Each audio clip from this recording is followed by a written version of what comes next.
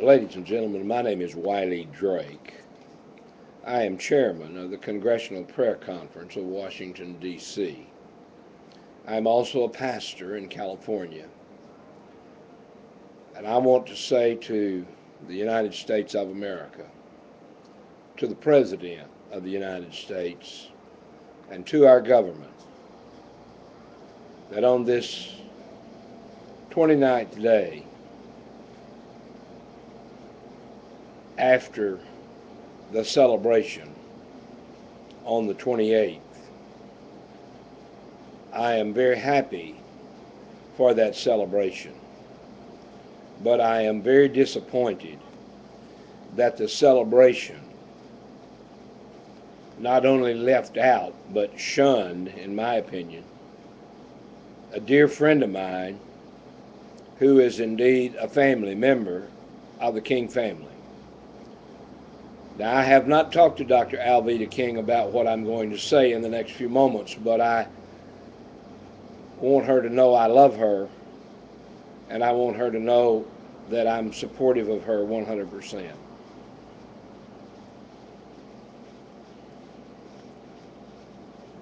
Dr. Alveda King was not on the speaking part of this celebration.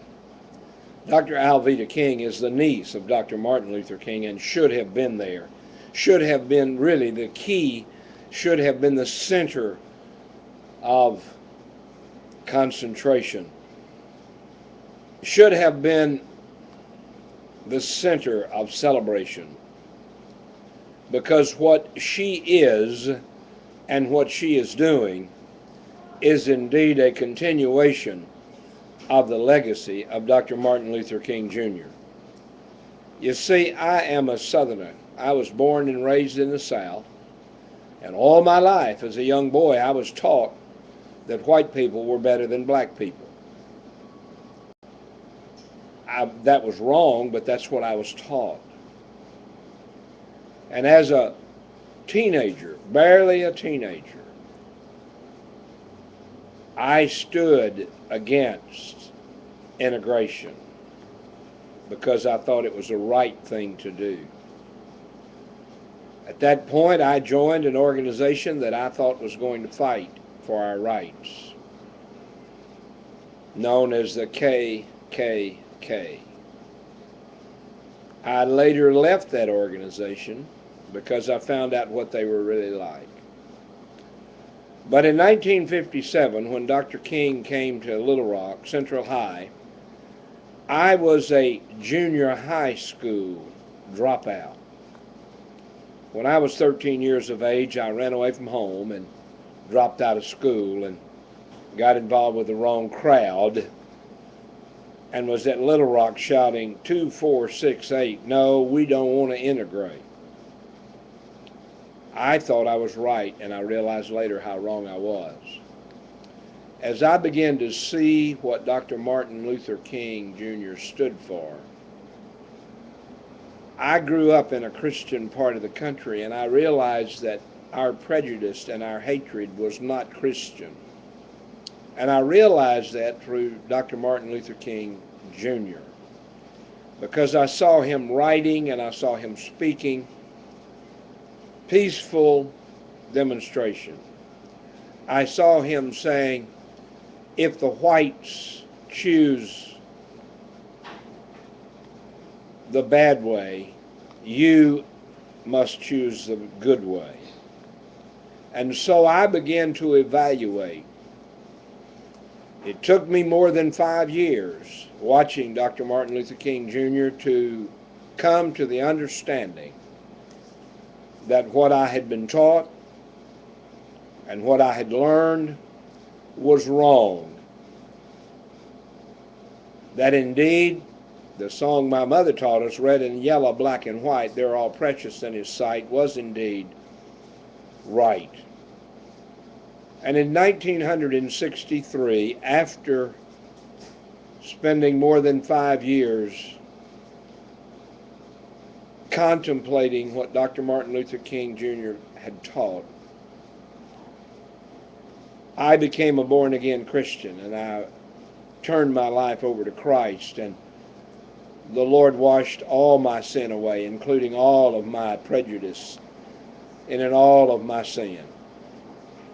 And I joined the United States Navy and went to Vietnam as a military man in the Navy and had the opportunity to meet John F. Kennedy and so forth. But anyway, during that time, though, I had to learn again, afresh and anew, what it meant for people to be prejudiced against Vietnam veterans, whatever their color was. And my life changed because of Dr. Martin Luther King Jr. And then in later years, as I grew to understand what the ministry was all about and what was right and what was wrong, a number of years ago I met Dr. Alveda King, the niece of Dr. Martin Luther King, and I saw her give her testimony about her own transition from having an abortion to being very pro-life and becoming a leader in the pro-life community. And I saw her being criticized by her own people as well as other races because she had, quote, sold out. But she believed in life, liberty, and the pursuit of happiness. And I began to follow her and began to see what God was doing in her life and began to come to know her and appreciate her and love her.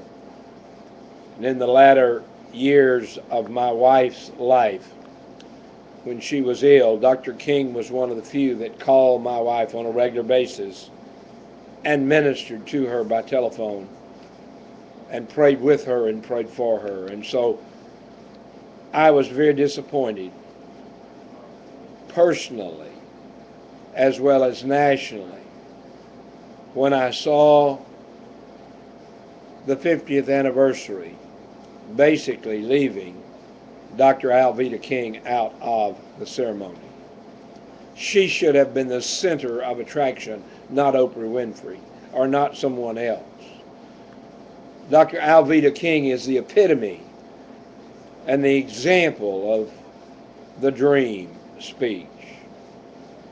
Dr. King had a dream.